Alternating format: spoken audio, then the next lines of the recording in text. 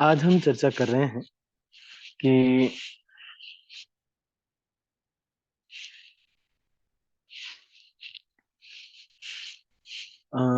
वैष्णव संप्रदाय में एकादशी का बहुत महत्व है। एकादशी तिथि का बहुत अधिक महत्व बताया जाता है।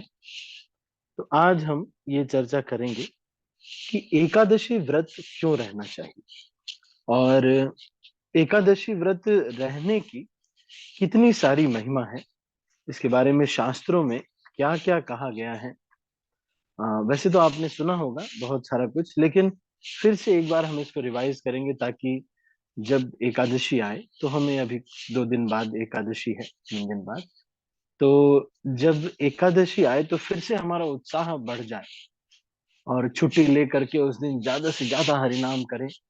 और कोशिश करें, अगर छुट्टी नहीं मिल पाती है तो कम से कम ऑफिस भी अगर जाना हो तब भी एकादशी के दिन 16 64 माला करें। और अगर ऑफिस नहीं जाना है तो फिर 108 माला या फिर 192 माला करने का प्रयास करना चाहिए। कुछ कुछ भक्त करते भी हैं, मैंने देखा है। कुछ भक्त ऐसे हैं जिन्होंने 144 माला, 148 माला ऐसे मुझे मैसेज करते हैं कि आज एक एकादशी के दिन हमने किया है। तो सबसे पहले मैं जो ये महिमा वर्णन कर रहा हूँ, ये पद्म पुराण के उत्तरखंड में शिव जी पार्वती जी को बता रहे हैं। शिव जी पार्वती जी को क्या बता रहे हैं? एकादश्यान्तु प्राप्याम समुपोष्येह मानवाः सर्व पाप निर्मुक्ता यान्ति विष्णु परम पदम। एकादशी समम किंचित पाप त्राणम न विद्यते। एकादशी समम किंचित व्रतम नास्ति शुभेक्षणे। एकादशीं परित्यज्य यो ह्यन्य अन्याद व्रतमाचरेत् स करस्थम महद्राज्यस् त्यक्त्वा भैक्ष्यत्यु याचते। एकादशेन्द्रियैः पापं यत्कृतं भवति प्रिये एकादश्युपवासेन तत्सर्वं विलयं व्रजेत। कह रहे हैं कि यदि कोई एकादशी के दिन, एकादशी तिथि जो कि द्वादशी मिश्रित हो, ऐसा नहीं कि दशमी से मिश्रित एकादशी नहीं, द्वादशी से मिश्रित अगर कोई एकादशी, और दोनों ही पक्ष में, शुक्ल पक्ष कृष्ण पक्ष दोनों ही पक्ष की एकादशी का व्रत रखना चाहिए। ऐसा नहीं कि केवल एक ही पक्ष का व्रत रखना चाहिए। तो दोनों ही पक्षों की एकादशी का व्रत अगर कोई रखता है तो हे कह रहे हैं कि कमल नयनी, हे कमल नयनी कौन है? पार्वती। हम्म, पापों से मुक्त होने का इससे श्रेष्ठ माध्यम नहीं है। ऐसा कौन कह रहे हैं? शिव जी कह रहे हैं। और कोई भी व्रत एकादशी व्रत के जितना लाभकारी नहीं है। अगर कोई एकादशी व्रत को छोड़ करके कोई और व्रत का पालन करता है, ये ऐसे ही होगा जैसे कि कोई बहुत बड़ा राज्य को छोड़ करके वो भिक्षा पात्र में कुछ भिक्षा मांग रहा हो। हम्म, इसलिए हे प्रिय, जो भी एकादशी व्रत का नियमित पालन करता है उसके पाप समस्त एकदम से ही, बहुत ही जल्दी सारे पाप धुल जाते हैं। और 11 इंद्रियों से, 11 इंद्रियां कौन है? 10, 5 कर्मेंद्रियां, 5 ज्ञानेंद्रियां। 5 ज्ञानेंद्रियां क्या है?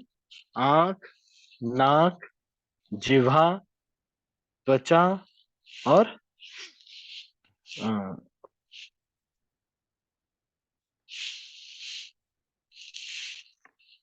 और अ, आंख और कान, है ना?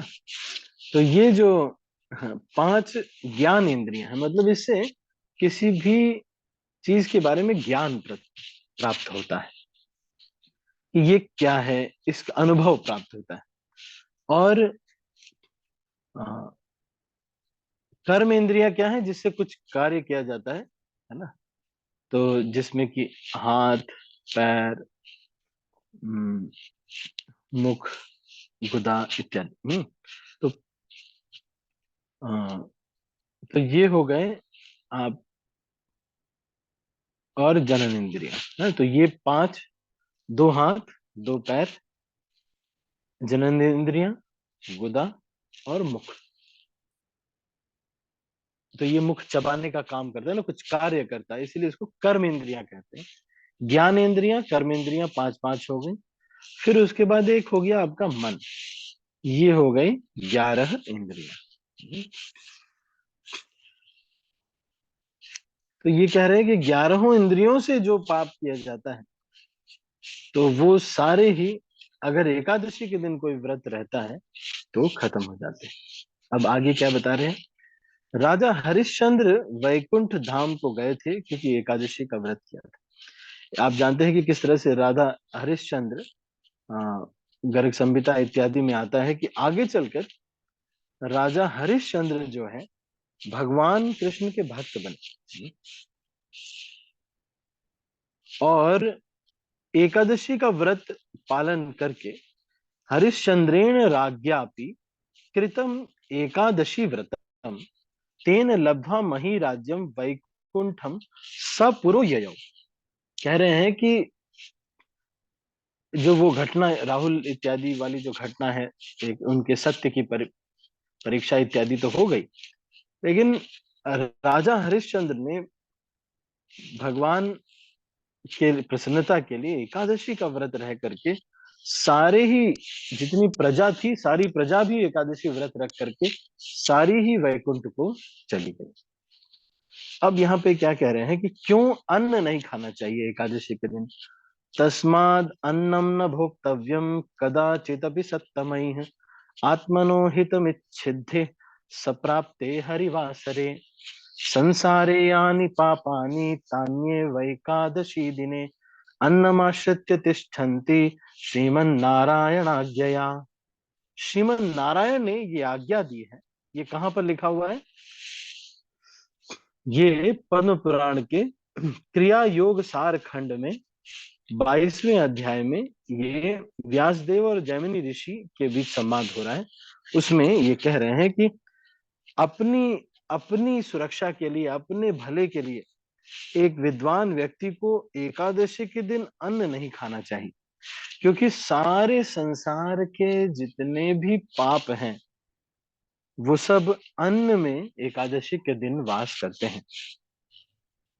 ये नारायण, भगवान नारायण ने पाप पुरुष को ये आदेश दिया। जब एकादशी का व्रत रखने लगे सब लोग, तो पाप पुरुष जो था वो भगवान कृष्ण के पास आया और भगवान विष्णु उसके पास आया, और उसने कहा कि हे भगवान, अगर आप इस तरह से एकादशी व्रत सब लोग रखेंगे तो मैं तो कुछ दिन बाद गल के खत्म हो जाऊंगा। तो भगवान ने कहा कि चलो अच्छा ठीक है। तो उन्होंने कहा कि आप मुझे भी शरण दीजिए। तो उन्होंने कहा कि ठीक है, एकादशी के दिन तुम अन्न में रह सकते हो। जो भी कोई अन्न खाएगा उसको अलग अलग प्रकार के पापों के फल मिलेंगे, वो उसने नहीं किए होंगे, लेकिन क्योंकि उस प्रकार का अन्न खा रहा है तो उसकी प्रवृत्ति वैसी हो जाएगी और उस प्रकार का पाप कर बैठेगा और फिर फल मिलेगा। जैसे कि कोई मान लीजिए होटल में कोई भोजन बना रहा है और वो मन में सोच रहा है कि घर पे चलता हूँ तो अपनी पत्नी को बहुत पिटाई करूंगा, बहुत पिटाई करूंगा। ऐसे मेरे मम्मी को कैसे बोल दिया उसने, सास को, अपनी सास को। अगर वो इस तरह से सोचते सोचते समोसे बना रहे हैं और उस समोसे को हम लेके आ गए और हमने सोचा कि वाह क्या समोसे है, देखो इसकी लाल चटनी ठीक नहीं, इसकी हरी चटनी ठीक है, इस तरह से हम सोच करके अगर खा लेते हैं, तो ये क्या कह रहे हैं कि वो अन्न में उस व्यक्ति बनाने वाले की, जो अग्नि पे चढ़ा रहा है, उसकी प्रवृत्ति आ जाती है। इसीलिए जो भक्त लोगों के घरों में कुकिंग होती है वो कैसे होनी चाहिए, कुछ ऑडियो कैसेट या कुछ चला देना चाहिए कि हरे कृष्णा हरे कृष्णा। मैंने तो देखा है कि भक्तों के घरों में के पूजा घर के पास एक एक स्पीकर रखा होता है, कुछ 30-40 वाट का जो भी स्पीकर एक रखा होता है, जिसमें लाइट म्यूजिक बजता रहता है। वो क्या है, हरे कृष्णा कीर्तन, हरे कृष्णा, बहुत सॉफ्ट सा एक चलता रहता है। या फिर कई बार घर के बाहर एक मंत्रा बॉक्स लगा होता है, उसमें होता है हरे कृष्ण कृष्ण कृष्ण हरे हरे, या फिर हरे कृष्णा, इस तरह से। तो हर समय मन में ये कीर्तन इत्यादि चलना चाहिए। फाइटिंग का सोच करके प्रसाद नहीं बनाना चाहिए। फाइटिंग का सोच करके बनाएंगे तो क्या होगा, फिर घर में तलवारबाजी होगी, है कि नहीं? फिर जाएंगे तलवार खरीद के लाएंगे और फिर लड़ेंगे। तो यहाँ पर कह रहे हैं कि एकादशी के दिन अनाज खाना वर्जित है। फिर क्या कह रहे हैं? फिर कह रहे हैं ये गरुड़ पुराण में क्या कह रहे हैं ये, विष्णुर एकादशी गीता तुलसी विप्र धेनवाः असारे दुर्ग संसारे सतपदी मुक्तिदायिनी। कह रहे हैं कि मुक्तिदायिनी इस संसार में 6 चीजें हैं जो कि साक्षात मुक्ति प्रदान करने वाले हैं। क्या क्या है? एक तो भगवान विष्णु, दूसरा एकादशी व्रत, तीसरा भगवत गीता का पाठ करना, चौथा तुलसी देवी। किसी के घर में अगर तुलसी देवी हो तो हर एक वैष्णव के घर में छोटी बड़ी अब जैसी भी रख सके, 2-3 तुलसी बना करके एक गार्डन बनाना चाहिए, तुलसी गार्डन। कभी कभी उसकी परिक्रमा करना चाहिए, तुलसी को स्पर्श करना, तुलसी को थोड़ा, अगर मान लो उसकी मंजरियां ज्यादा हो गई तो उसको काट सकते हैं, और तुलसी की सेवा करना, उनको जल देना, ये हर एक व्यक्ति के घर में जरूर तुलसी का पौधा होना चाहिए। और अगर हो सके तो उसके सामने बैठ करके जप कर सके। तो यहाँ पर ये कह रहे हैं कि ये 6 चीजें ये मुक्ति देने के लिए ही बनाई गई।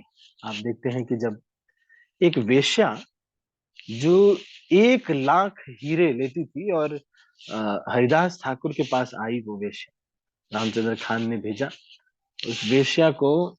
तो हरिदास ठाकुर ने उसको, जब उसने शरण ली हरिदास ठाकुर की, उसने कहा कि आपके जप से तो मैं ही प्रभावित हो गई। तो उस वेश्या को हरिदास ठाकुर जी ने क्या करने को बोला, इतना पाप किया था लेकिन क्या करने को बोला कि ठीक है अपनी सारी संपत्ति दान कर दो, सर मुड़ा लो, ऐसा बोला। तो वैसे तो नहीं है स्त्रियों के लिए, पर उनके लिए ऐसा बोला क्योंकि सौंदर्य के प्रति, अब वेश्या है तो उसके प्रति ज्यादा आकर्षण है, इस वजह से ऐसा कहा। और सारा कुछ दान कर दो और यहीं पर तुलसी को जल दो, तुलसी की सेवा करो और तुलसी के सामने बैठ करके जब करो, आपके सारे पाप धुल जाएंगे, ऐसा हरिदास ठाकुर ने कहा।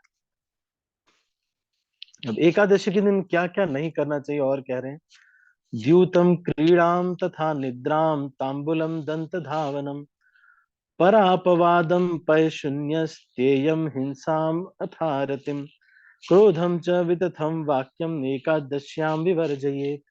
अब थोड़ा ऊंचा सिद्धांत दे रहे हैं कि एकादशी के दिन क्या नहीं करना चाहिए। एकादशी के दिन भी और अन्य तरह भी जुआ नहीं खेलना चाहिए, या फिर किसी भी प्रकार का क्रिकेट मैच देख रहे हैं या स्पोर्ट्स खेल रहे हैं, है ना, बैडमिंटन खेल रहे हैं। ऐसे तो सब लोगों को स्पोर्ट्स में रुचि होती है, लेकिन एकादशी के दिन ये बहुत नहीं करना चाहिए। और अ, बहुत अधिक सोना नहीं चाहिए एकादशी के दिन। मान लीजिए आपने 6 घंटे रात में नींद ले ली तो बस इतना ही, फिर दिन में बहुत अधिक नहीं सोना चाहिए। और शराब इत्यादि तो नहीं पीना चाहिए। दांत साफ करने के लिए, यदि आप देख जानते हैं कि उसमें अनाज इत्यादि हो सकता है, तो दांत साफ, लेकिन अगर आपको दंत धावन करने के लिए कोई ऐसा मिल जाता है कोई और तरीके से तो फिर कर सकते हैं। पर यहाँ पर क्योंकि पता है दंत धावन करने में इस तरह कुछ ऐसा वस्तु यूज हो सकती है, तो इसलिए दंत धावन भी यहाँ पर बताया गया है कि ये वर्जित है। लेकिन किसी को अगर ऑफिस इत्यादि में जाना है, मुंह से बहुत बदबू आएगी, तो फिर ये इतना स्ट्रिक्ट रूल नहीं है। दूसरा, दूसरों का दोष नहीं देखना चाहिए या डांटना नहीं चाहिए उस दिन।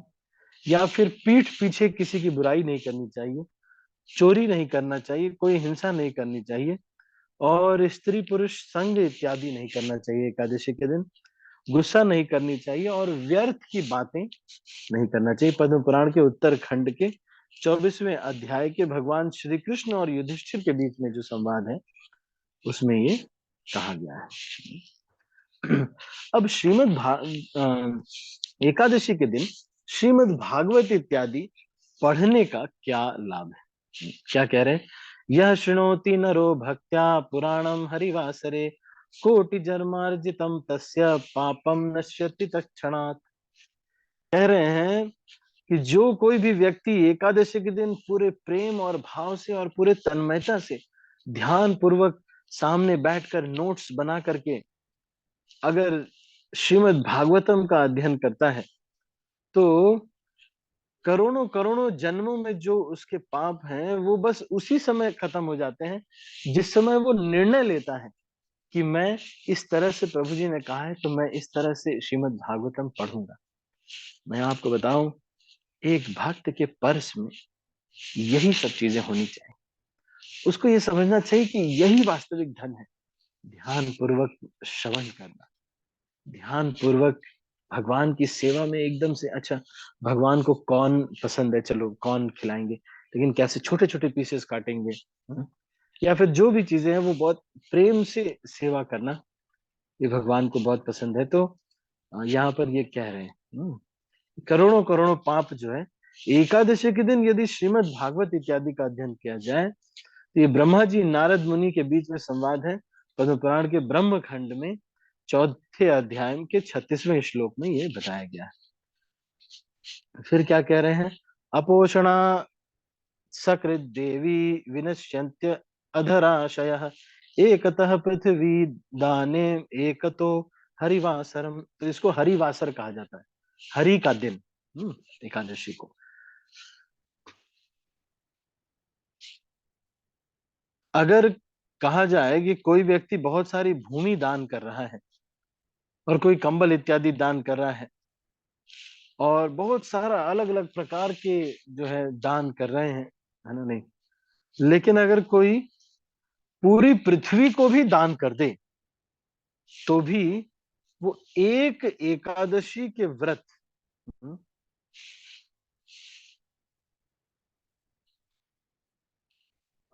एकादशी के दिन अगर कोई व्यक्ति एकादशी का व्रत करता है उससे श्रेष्ठ नहीं होगा ये। और बृहद नारदी पुराण में ये लिखा हुआ है कि एकादशी के दिन अधिक से अधिक जप, Holi names of the Lord, सारे दिन जप करना चाहिए। अगर रात में भी कर सके तो बहुत अच्छा। तो ये हमसे नहीं हो पाएगा। ये वशिष्ठ ऋषि और महाराज मानधाता के बीच में संवाद है, बृहद नारदीय पुराण में। फिर अब एकादशी और द्वादशी दोनों अगर पड़ जाए तो फिर कौन सा दिन ठीक रहता है? तो कह रहे एकादशी यदा विद्धिम द्वादशी च यदा गता तदा परा ह्युपोष्या स्यात् पूर्वा वै द्वादशी व्रते। तो कह रहे हैं if Ekadashi is longer and it remains present of on some time of the Dwadashi also, then the next day is the best for ekadashi fast. One should not fast on the previous day of ekadashi or previous on the previous ekadashi। ये कह रहे हैं, क्या कह रहे हैं? ये गर्ग संहिता में माधुर्य खंड के 8वें चैप्टर के 34वें श्लोक में ये लिखा हुआ है। नारद मुनि और राजा बहुलाश्व के बीच में संवाद है। तो ये जो वैष्णव लोग हम इस्कॉन में ऐसा करते हैं, ये नॉन शास्त्रिक नहीं है। हम्म, बहुत इंपॉर्टेंट डिस्कशन है ये, आपको फेथ दिलाएगा कि काशी इस्कॉन में हम कर रहे हैं। ये कई बार ये लोग बोलते हैं हमारी वाली तो अगली पड़ती है, ऐसा नहीं, लिखा हुआ है देखिए, एकादशी यदा विद्यम द्वादशी च यदा गता। आगे अगर द्वादशी आने वाली है और वो स्पर्श कर रही है, तदा परा ह्युपोष्या स्यात् पूर्वा वै स्यात् पूर्वा वै द्वादशी व्रते। कह रहे हैं कि तो जो next day is the best for Ekadashi fast. अब क्या कह रहे हैं कि जो दशमी से विद्या एकादशी है उसको एकादशी नहीं कहा जाता। तो क्या कह रहे हैं? ऊर्ध्वम हरिदिनम न स्याद द्वादशीम ग्राह्ये ततः द्वादशयाम उपवासो अत्र त्रयोदश्यांतु पारणम। कह रहे हैं कि it is said in Skanda Purana में कहा गया है दशमी विद्या एकादशी हरिवासर में नहीं गिनी जाती। इसलिए द्वादशी जो है के दिन उपवास करके पारण त्रयोदशी के दिन करना चाहिए। हरि भक्ति विलास में दूसरे खंड में 12वें विलास के 293वें श्लोक में कहा गया है। देख, सारा एकदम शास्त्रिक है। एकादशी व्रत के बारे में कितना प्रामाणिक तरीके से बताया गया। फिर कह रहे हैं व्रत रहने की कितनी महिमा है।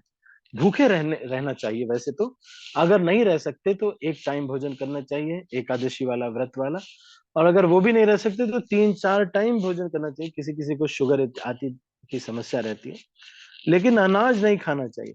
इंद्रियाणाम मनोघोरम बुद्ध यादीनाम विवर्तनम अनाहारो क्षयम याति विद्या धन नाश धन शनम तपः। कह रहे हैं कि ये जो मन है ये बहुत चंचल है, और बुद्धि और इंद्रियां मन के द्वारा ही चलाई जाती हैं। तो इसलिए इस मन को नियंत्रण करने के लिए इंद्रियाणाम मनोघोरम बुद्धयादि नाम विवर्तनम, ये बुद्धि को भी भ्रमित कर देता है। तो क्या करना चाहिए? अनाहारो क्षयम याति, आहार कम करने से या सात्विक आहार लेने से ये मन पे नियंत्रण प्राप्त किया जा सकता है थोड़ा। हम्म? तो भोजन इसीलिए एकादशी के दिन नहीं करना चाहिए। और जिस एकादशी हो उस दिन व्रत करना एक बहुत बड़ी तपस्या मानी जाती है। ये ब्रह्मांड पुराण के दूसरे खंड के 13वें अध्याय के 140वें श्लोक में बृहस्पति और सूत गोस्वामी के बीच में संवाद है। फिर यहाँ पे कह रहे हैं, और बृहद नारदीय पुराण में भी, कि हजारों यज्ञ अश्वमेध सहस्राणि राजसूय शतानि च एकादश्याम उपवासस्य कलाम नारहति षोडशीम। कह रहे हैं कि एकादशी व्रत के 16वें भाग के बराबर भी क्या नहीं है। अगर कोई 100 राजसूय यज्ञ करे और 1000 अश्वमेध यज्ञ करे तो भी एकादशी के दिन व्रत करने के 1/16 के बराबर भी नहीं है। देखिए आप, है ना। यदि कोई एक दिन भी एकादशी व्रत रहता है तो ये गर्ग संहिता में माधुर्य खंड में कहा गया है कि 10,000 वर्ष तक तपस्या करने का फल उसको प्राप्त होता है। फिर क्या कह रहे हैं? अब ये कह रहे हैं यहाँ पर थोड़ा सा एक मतलब हाई लेवल का सिद्धांत बता रहे हैं। क्या कह रहे हैं? यदि कोई एकादशी के दिन पूरा पूरा फास्ट करता है तो उसको पूर्ण रिजल्ट मिलता है, लेकिन अगर कोई फलाहार इत्यादि कर लेता है तो थोड़ा सा कम इसमें वो होता है। ये कह रहे हैं राजा वज्रनाभ, ये कह रहे हैं। कहाँ पर ये कह रहे हैं? गर्ग संहिता के अश्वमेध खंड में ये कहा जा रहा है। क्या कह रहे हैं? राजा वज्रनाभ और गर्ग मुनि के बीच में संवाद है। कह रहे हैं फलाहारम च कुर्वन्ति ये नरा हरिवासरे तेषाम गति का भवति तन्नो वर्णय विस्तरात्। वज्रनाभ उवाच, वज्रनाभ ये पूछ रहे हैं। अब ऋषि उवाच, गर्ग ऋषि कह रहे हैं, गर्ग गर्ग मुनि क्या कहे? समस्तम चोपवासेन यथोक्तम लभते फलम फलाहारेण चा आर्ध्यम स्यात् किंचित यूनम जलेन च। तो कह रहे हैं कि जो फलाहार इत्यादि कर लेते हैं थोड़ा सा कम उसको रिजल्ट मिलता है, और जो कोई केवल जल से करता है उसको थोड़ा और एक ज्यादा फल मिलता है, और जो पूरी तरह से फास्ट करता है उसको सबसे अधिक फल मिलता है।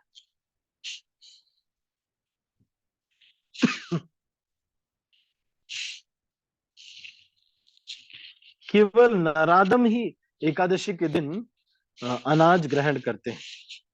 ऐसा ये कह रहे हैं। फिर कह रहे हैं एकादशी के दिन अगर आपको फलाहार लेना भी है तो यहाँ पे कह रहे हैं कि जो भी आपके पास है उसको ब्राह्मणों को दान करके तब इसको ग्रहण करना चाहिए। क्या रहे, द्विजाय चार्ध दत्वाम आर्धमात्मनि भोजनम द्विवारम जलमश्नुयाद एक वारम फलम व्यथा। कह रहे हैं कि जो भी आपके पास भोजन है उसको ब्राह्मणों को दान करना चाहिए, दे दीजिए उनको। और फिर जल फल इत्यादि ये सब ग्रहण करके हम एक बार अगर कर सके, इसको कहते हैं अनुकूल अनुकल्प व्रत, तो एकादशी के दिन ये करना चाहिए। यो भुक्ते वासरे विष्णुर्ज्ञेयः पश्विकिधिको हि स विप्रम्यं च कृतं तेन दृष्टेनैव च पापिना मद्भक्ति बलमाश्रित्य यो भुक्त्वे वै हरिर्धने स बाह्यभ्यंतरः देहि वेष्टितं पापकोटिभिः। अगर कोई खा लेता है एकादशी के दिन, तो उसको जानवरों से भी नीचे की योनि मतलब मिलती है।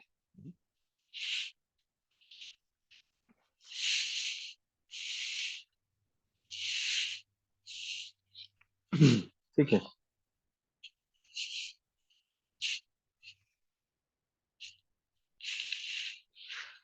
इसमें और भी बहुत सारी कोट्स हैं। तो ये एकादशी देवी भगवान से वरदान मांगती हैं।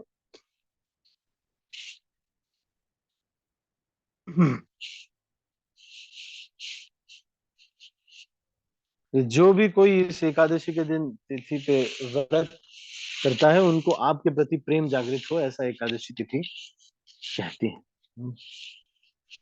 अब ये कह रहे हैं कि एकादशी के दिन पिंड दान इत्यादि नहीं करना चाहिए। तो क्या कह रहे हैं, एकादश्यांच प्राप्तायाम माता पित्रोर्मृते हनि द्वादश यान्तु प्रदात व्यन्नो प्रवास दिने वचित गर्हितान्नम नवाश्नति पितरश्च दिवौकसः। क्या कह रहे हैं, यदि एकादशी आती है उस दिन जिस दिन की आपके जो तिथि के अनुसार आपके पिंडदान इत्यादि या श्राद्ध इत्यादि है, तो श्राद्ध को द्वादशी के दिन करना चाहिए, एकादशी के दिन नहीं करना चाहिए श्राद्ध को। क्योंकि जो पितृलोक है वहां पे कोई अगर खाता दिखा तो ये बहुत बुरा माना जाएगा, इसलिए आप पितृलोक में जो आपके पितर हैं उनके लिए भी उस दिन एकादशी के दिन भोजन इत्यादि नहीं देना चाहिए। पद्म पुराण के 6वें खंड के उत्तर खंड में ये खंड 6वां खंड ही उत्तर खंड है, उसमें 234वें अध्याय के 18वें और 19वें श्लोक में शिव जी पार्वती जी को बता रहे हैं कि एकादशी के दिन जो है अगर श्राद्ध पड़ जाए तो उस दिन श्राद्ध नहीं करना चाहिए। और फिर कह रहे हैं कि एकादशी का पारण समय पे करना चाहिए, जो पारण का समय हो उसी समय पे एकादशी का व्रत करना चाहिए, पारण करना चाहिए। ये इतना महत्वपूर्ण है। क्या कह रहे हैं यहाँ पर देखिए, अगर पारण आपने नहीं किया तो क्या करना चाहिए आपको। अगर मान लो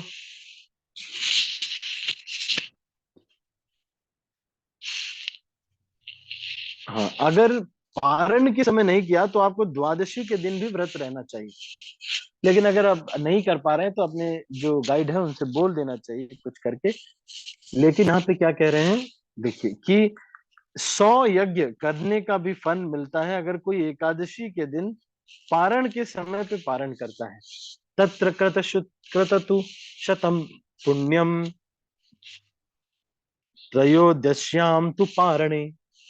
अब कह रहे त्रयोदशी के दिन पारण जब करते हैं, मतलब द्वादशी विद्या वाली, अब देख रहे हैं बार बार ये आ रहा है। ये भक्ति सिद्धांत सरस्वती ठाकुर इत्यादि ये लोग मूर्ख लोग नहीं है। कई बार ऐसे सोचते हैं सब लोग कि ये तो वैष्णव लोगों का वो है, स्मार्ट लोगों का ये है। विधवा लोग जो रहती हैं वो उस दिन करती हैं और जो शादीशुदा हैं वो इस दिन करते हैं, ऐसा कुछ भी नहीं।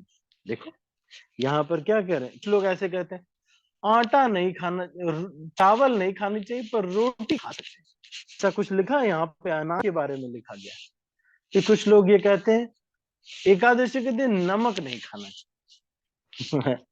ये सब नियम कुछ भी नहीं है। क्या है नियम? आप यहाँ पे क्या करें, एकादशी कला यत्र परतो द्वादशी गता तत्र क्रतुशतम पुण्यम त्रयोदश्याम तु पारणे दशम एकादशी मिश्रा ने पोष्या नरक प्रदा। और ये कह रहे हैं कि अगर कोई Ekadashi, by observing that Ekadashi and fast breaking the fast on Trayodashi, one can get the result of performing 100 sacrifices. If an Ekadashi overlaps with Dwadashi by even a moment and Dwadashi does not overlap with Trayodashi, one should fast on Dwadashi and break the fast on Trayodashi. One should fast on Dwadashi and break the fast on Trayodashi. Such fasting gives the same benefit as performing 100 sacrifices. अब ये कहाँ कहा गया है? अग्नि पुराण के 187वें अध्याय के तीसरे और चौथे श्लोक में ये कहा गया। अग्निदेव और वशिष्ठ ऋषि के बीच में ये संवाद है। अब ये कह रहे हैं कि अगर कोई रात भर जाग करके एकादशी का दिन जागरण करता है तो उसका क्या फल है। तो पहले वहां मंदिर के पास में हम रहते थे पूना में, तो मंदिर के पास में तो नहीं रहते थे, 40 किलोमीटर था वहां से मंदिर, लेकिन एकादशी के दिन मैं रात में ऑफिस से सीधा मंदिर चला जाता था और रात भर जागता था, रात भर जन किया करता था। फिर उसके बाद और निर्जल भी रहते थे क्योंकि पूना में हमारा जो क्लाइमेट है वो बहुत अच्छा। तो यहाँ पे क्या कह रहे हैं, even though contaminated with hundreds of since a person who keeps a nighttime vigil while following the vow of Ekadashi never sees angry Yamraj. जो कोई रात भर जागरण करके हरि कीर्तन करता है एकादशी के दिन कभी यमराज को नहीं देखेगा। ऐसा कौन कह रहा है? गर्ग संहिता में माधुर्य खंड में नारद मुनि और बहुलाश्व के बीच संवाद है। अब ये कह रहे हैं कि कोई भीम एकादशी मतलब निर्जल एकादशी के बारे में क्या कह रहे हैं, संवत्सरस्य या मध्ये एकादश्यो भवन्ति ही। संवत्सर के मध्य में, संवत्सर मतलब एक साल के बीच में जो एकादशी पड़े, तासाम फलम अवाप्नोति पुत्र में नात्र संशय। कह रहे हैं कि वो जो बीच में जो एकादशी पड़ती है, जून वाली एकादशी,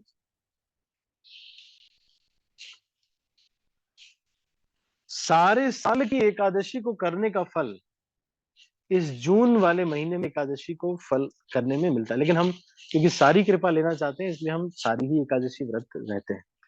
तो एक दिन निर्जल व्रत रहे एकादशी के दिन, वो जो निर्जल एकादशी के दिन, उससे सारे एकादशियों के मिलने का फल मिल जाता है। ये पद्म पुराण में हरि भक्ति विलास, पद्म पुराण से लिया गया और हरि भक्ति विलास में संकलित किया गया है। ठीक है, तो आज हम इसको यहीं पर समाप्त करते हैं। आज हमने एकादशी के बारे में बड़ा डिटेल में चर्चा किया। ठीक है, तो कल अलग अलग टॉपिक्स पे हम थोड़ा चर्चा करेंगे। कल अगर हमारे पास समय रहा तो हम देखते हैं भगवान व्यक्ति हैं या फिर निराकार है। कई बार लोग इसको थोड़ा बोल देते हैं, तो इसके विषय में भी हम चर्चा करें। हो सकता है कि ये चर्चा करें या फिर कुछ और चर्चा करें। ठीक है, अगर कोई उत्सव रहा। ठीक है, तो सभी भक्तों का बहुत बहुत धन्यवाद। आज हमने एकादशी के बारे में बड़े विस्तार से चर्चा किया। एकादशी की कथा मैंने आपको नहीं बताई क्योंकि कथा आप सुनी होगी किस प्रकार से मूर नाम का एक राक्षस था, उससे भगवान लड़ते हैं। बीच में फिर भगवान वहां से पैदल वॉकआउट कर देते हैं, बोले बस बहुत हो गया, मैं नहीं लड़ रहा, अभी मैं बोरिंग आ रहा है मुझे। तो फिर वहां से आ जाते हैं भगवान और धीरे धीरे चलते रहते हैं। फिर एक गुफा में जाके सो जाते हैं। मूर आ रहा है, इनके ऊपर प्रहार करना चाहता है। भगवान के शरीर से एकादशी देवी प्रकट करती है, मूर का वध कर देती है और भगवान के ऊपर पंखा करने लगती हैं। जब भगवान उठते हैं तो भगवान देखते हैं और भगवान पूछते हैं कि अच्छा तुमने मेरी रक्षा की, इसलिए बताओ कि तुमको क्या चाहिए। तो फिर ये एकादशी देवी ये सब कुछ मांगती है। ठीक है, तो अभी हम इसको यहीं पर समाप्त कर रहे हैं। आज हमने एकादशी व्रत के रहने के बारे में थोड़ी चर्चा की। आप सभी भक्तों का बहुत बहुत धन्यवाद। मैं सब भक्तों को एक बार हाथ नीचे कर रहा हूँ, यदि आपका कोई प्रश्न है तो आप पूछ सकते हैं।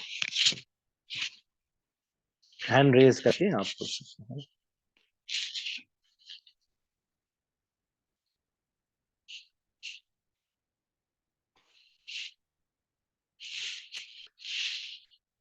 दीक्षा माता जी। हरे कृष्ण प्रभु जी, दंडवत प्रणाम। दंडवत अ, प्रणाम। प्रभु जी, हमारे जैसे मेरे पापा का श्राद्ध होता है तो वो द्वादशी के दिन होता है। तो पंडित जी कई बार ऐसे करते हैं कि एकादशी के दिन ही कर लेते हैं। तो मतलब कुछ बोल भी नहीं सकते, तो कैसे करें?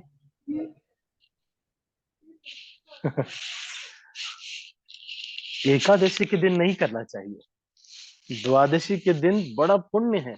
गृहस्थ आश्रम के लोगों को भी द्वादशी का दान बहुत शुभ माना गया है।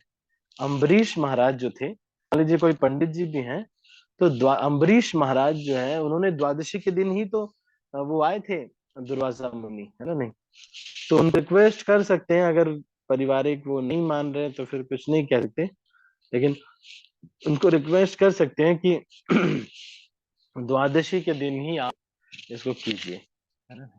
पर देखो, घर में अगर नहीं मानेंगे तो फिर हम बहुत ज्यादा फोर्स भी नहीं कर पाते, क्योंकि रीति रिवाज जो भी है हमारे, उसका हमको पालन करना पड़ता है। लेकिन फिर भी जो नियम है, देखिए आप, हमने इसमें पढ़ा ना कि एकादश द्वादशी के दिन इसको जो है करना चाहिए। और एकादशी के दिन कभी भी, जिस दिन एकादशी तिथि है ना, तो उस दिन नहीं करना चाहिए। तो वैसे भी वो क्योंकि एकादशी के दिन करते हैं, तो आप उनको रिक्वेस्ट कर सकते हैं कि पंडित जी अगर द्वादशी के दिन करें तो ज्यादा ठीक रहेगा। हरे कृष्णा। हरे कृष्ण प्रभु जी। प्रभु जी, लास्ट ईयर भी ऐसे हुआ। तो एकादशी के दिन और भी गांव में श्राद्ध थे दो तीन, तो पंडित जी को था कि एक साथ निपटा दो सारे। तो इसलिए उन्होंने हाँ एक हाँ मतलब रिक्वेस्ट भी किया था बहुत कि हमें कल ही करना है, आज नहीं करना है। पर उन्होंने बोला कि हाँ कल हाँ। टाइम नहीं है, आज ही करना पड़ेगा।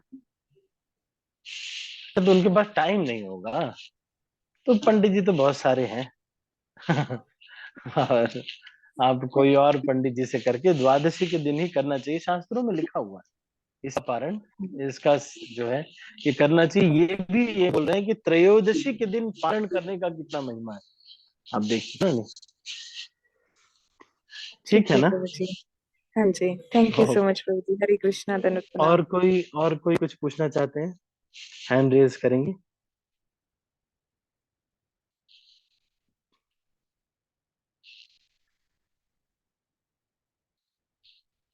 Anyone else wants to ask anything? अच्छा, सरिता माता जी। हरे कृष्ण प्रभु जी, दंडवत प्रणाम। धन्यवाद। जैसे हमारे दादाजी का श्राद्ध एकादशी के दिन होता है, तो उस दिन कराते हैं प्रभु जी तर्पण। तो क्या नहीं कराना चाहिए? एक- नहीं कराना चाहिए, यहाँ पर तो देखिए कितना साफ साफ लिखा हुआ है। माता जी, मैं तो अपने घर पे जानता हूँ कि मेरी जो मम्मी है वो द्वादशी के दिन ब्राह्मणों को दान किया करते थे। मुझे याद है, द्वादशी के दिन भी व्रत की परिभाषा ये है। एक बार भक्ति धीर दामोदर स्वामी महाराज जी बता रहे थे, बोलते हैं कि जब से मैं कृष्णा कॉन्शियस में आया तब से, वो शुरू से ही भक्ति धीर दामोदर महाराज एकादशी के दिन शाम को ही से पहले ही, सूर्यास्त से पहले ही खा ले, द्वादशमी के दिन सूर्यास्त से पहले ही खा लेंगे, और उसके बाद द्वादशी के दिन दोपहर के बाद ही अनाज लेंगे, और कुछ दान इत्यादि करके तब लेंगे। तो द्वादशी का दान बड़ा शुभ बताया गया है। हम्म। तो उनको बोल सकते, रिक्वेस्ट कर सकते, द्वादशी के दिन ही आप कीजिए। आप समझ रहे हैं? अगर घर वाले नहीं मानेंगे, बहुत ज्यादा कलह हो रहा है घर में, तब तो अलग बात है, तब तो कर दीजिए, लेकिन विध विधान नहीं है। आप इसको समझ रहे हैं? विधान शास्त्रों में नहीं लिखा हुआ। अगर आप उनको चाहिए तो मैं श्लोकों का रेफरेंस भी, मैं तो इस लेक्चर को आप उनको सुना सकते हैं। श्लोकों का रेफरेंस भी मैं तो बोल ही रहा हूँ साफ साफ ये, है ना? तो शास्त्रों में ये लिखा हुआ है कि नहीं? हरे कृष्णा। है ना सरिता माता जी? एक मिनट में। हाँ अभी ठीक है। हाँ प्रभु जी, थैंक यू प्रभु। ठीक है ठीक है। उसमें डालिए ना प्रभु और जी किस चैट में, आप उसका रेफरेंस अच्छा आपको। श्लोक। हाँ श्लोक। अच्छा तो इसमें ही लेक्चर में होगा, आप एक बार सुन लीजिएगा। तो ये लेक्चर का लिंक प्रभु मतलब जैसे कहाँ ये ग्रुप में आ जाएगा, ग्रुप में आ जाएगा। मैं आपको इसमें ग्रुप में ऐड कर दूंगा, प्रभुपाद कुटुंब वाले ग्रुप में। या आप चैतन्य कथा प्रभु को जानते हैं माता जी? चैतन्य कथा प्रभु नहीं नहीं प्रभु नहीं जान नहीं जानते? तो चैतन्य कथा प्रभु, आप अपना नंबर इसमें डाल देंगे। चैतन्य कथा प्रभु ये प्रभु जी, हरे कृष्ण, धन्यवाद प्रभु, यस प्रभु जी। आप इसमें ना अपना नंबर डाल दीजिएगा, तो फिर मैं ये जो ग्रुप है ना उसमें डाल देंगे। तो आप इनको ऐड कर दीजिएगा सरिता माता जी को, तो उसमें फिर साधना कार्ड भी भेज सकते हैं और साथ में जो है ना। नहीं ये देखिए माता जी, ये चैतन्य कथा प्रभु ने नंबर डाल दिया है। वो प्रभु जी, वो पार्टिसिपेंट्स को नहीं जा मैं रहा है उसमें प्रभु आप जी, क्या एवरीवन। मैसेज?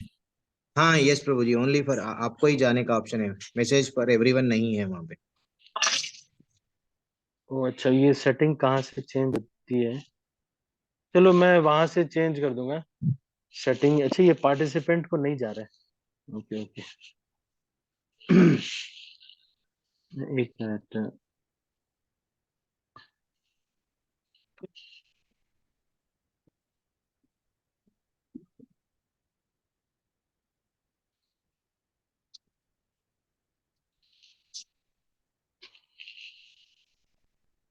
एक मिनट।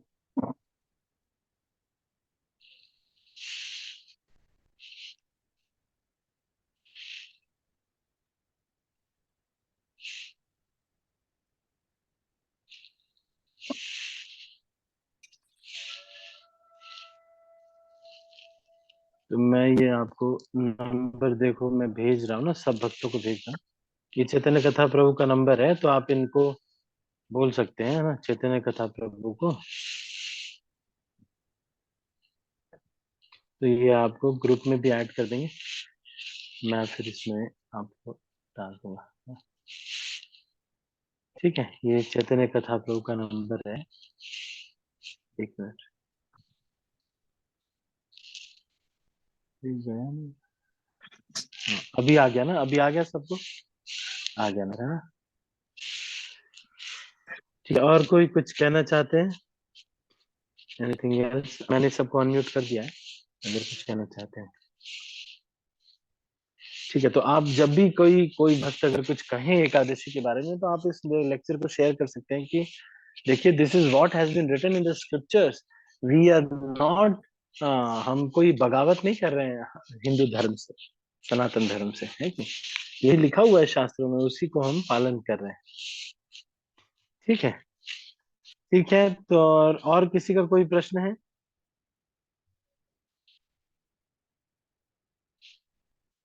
Any other question? तो आप अनम्यूट करके भी बोल सकते हैं।